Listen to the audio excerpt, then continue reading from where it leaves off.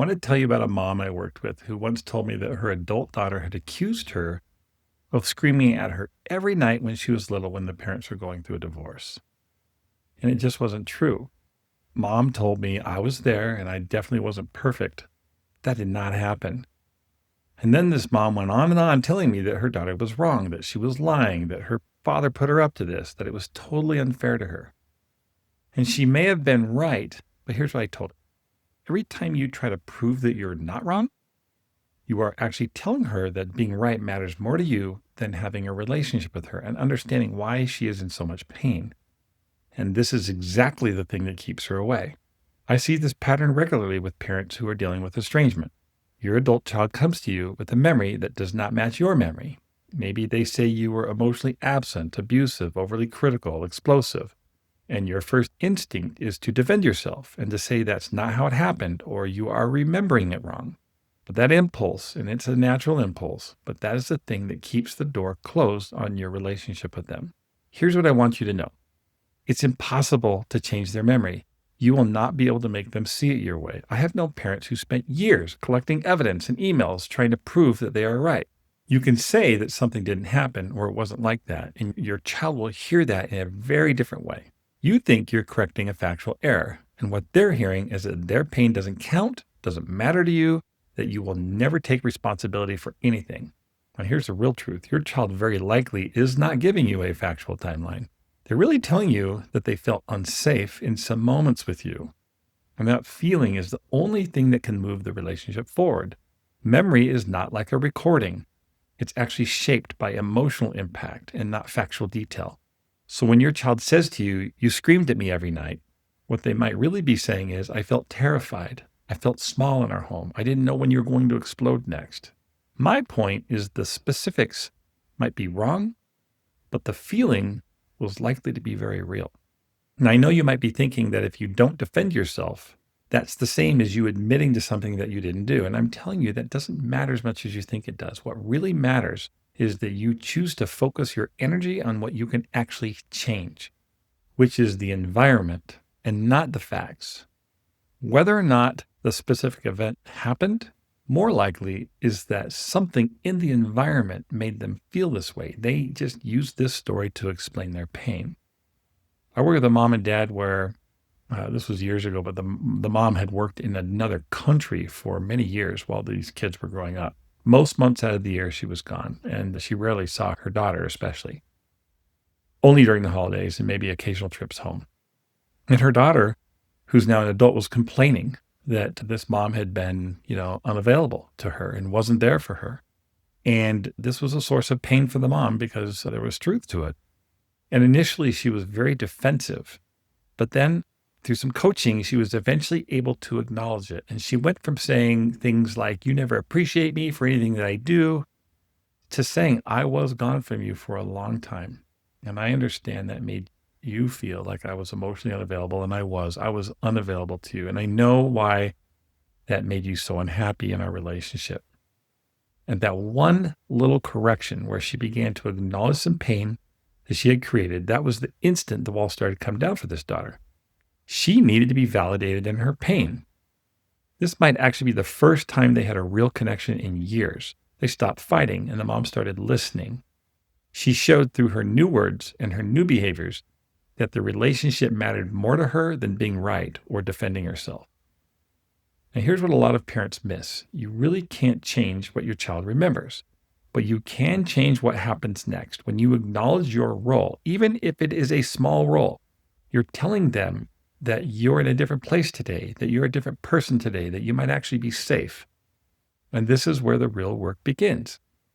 You have to shift from defending yourself and what you did or didn't do to acknowledging what they felt.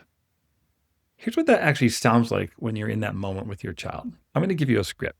Instead of saying that didn't happen, you say, "I hear that you felt unsafe or lonely or abandoned by me." Whatever the word is, you just acknowledge it.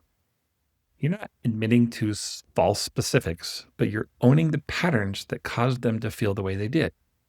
I want to be really clear about what acknowledgement sounds like. You can say, "I don't recall that conversation, but I know I was consumed by stress and emotionally unavailable back then." and I can understand why that made you feel like you had to be distant from me. You see, when you say it like that, you're separating the specific event from the bigger emotional truth. You're saying, I can't speak to that detail, but I can own that there was something that happened that made you feel this way. Now, it's possible that you might worry that any acknowledgement can be used against you in the future. What if they twist your words? And that's a possibility. I guess my question for you is, who do you want to be now? Who do you want to be today as a parent? Do you want to be somebody who's still fighting to be right, worried about those things? Or do you want to be someone who's capable of being vulnerable and holding their pain with them? That's the path back. You can be a good person and still have created an unsafe environment at times. Both those things can be true and actually are for most of us. Owning that doesn't make you bad. It just means you're willing to see that some pain has been caused, even when it wasn't what you intended. Your adult child is watching to see if you can hold their pain without making it about yourself, without defending yourself, without pivoting to your own hurt, because you were probably hurting too, and there was things that you were suffering back then too. But can you say, I hurt you, without adding, but I was hurting too? Because that but is what gets you in trouble. That but says you're still defending. I also want to say this: acknowledging their pain does not mean you tolerate being abused. You don't tolerate abuse, cruelty, or ongoing character attacks. You can own your part and still set boundaries. I'm not asking you to be a doormat.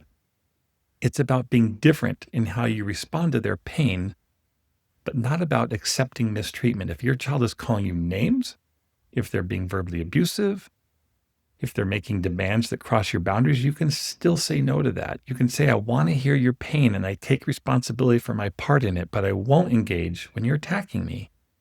Let's talk when we can have a conversation without insults.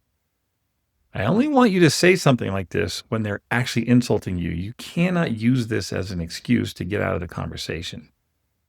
Owning your role in their pain and protecting yourself from ongoing harm are not opposites. You can do both. The difference is this: you're not defending what happened in the past anymore.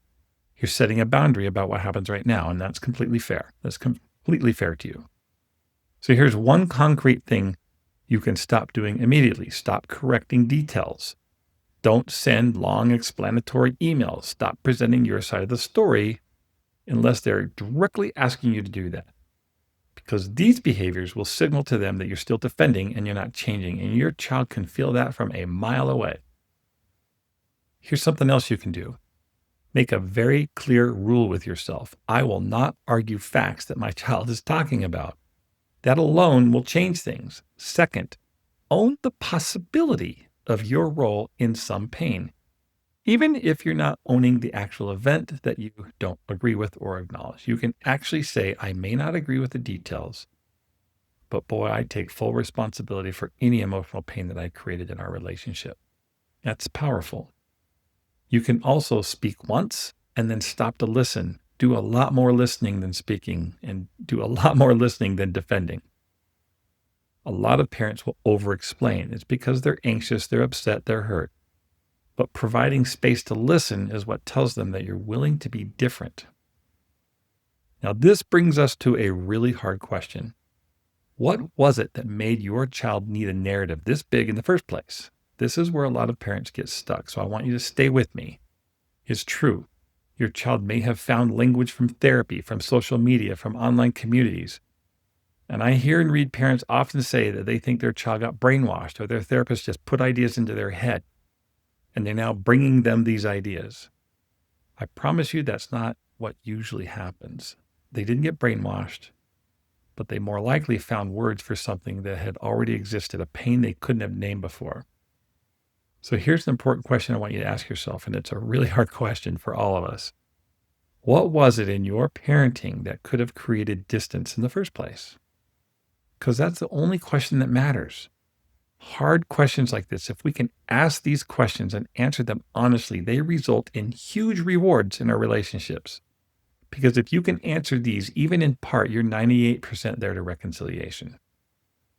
I worked with a mom who was so upset that her son was having ideas put into his head, but with some coaching, she was eventually able to ask the question, what was my role in this? What did I do to have created, even if it was just a little bit, What did I do to create this kind of issue? And that shift from blaming others to owning her own behaviors, that's where the real work began. And that's when real progress started. It's the only way to get there. For the most part, social media therapists, they don't create wounds. They can have influence for sure. But more often, they're just giving these things a name. And sometimes that name might be very exaggerated. So your work is just finding where your role may have been in the first place. That's it. What was my role is the most important question you can ask. So now, what do you actually do with all of this? Well, you have a choice. You can be right about the past and details and remain estranged. Or you can focus on your role, again, no matter how small that might have been, and you can open a door for the future. This is the only way to get through an adult child who is shut down. If you're watching this and it's painful to you because you feel like you've lost your child forever, I'm here to tell you that that's only human, and I get it.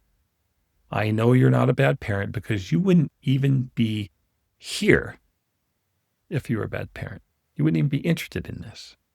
Your child's memory may never match yours, but your response is within your control. And it's the only thing that will change the relationship. You cannot change them. You can only change yourself. That's where you have power. Remember, the reason your child pushes you further away is because you defend yourself.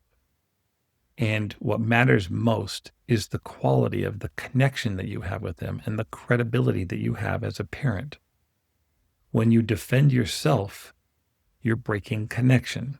Every time you say one thing and your behavior says something else, you lose credibility.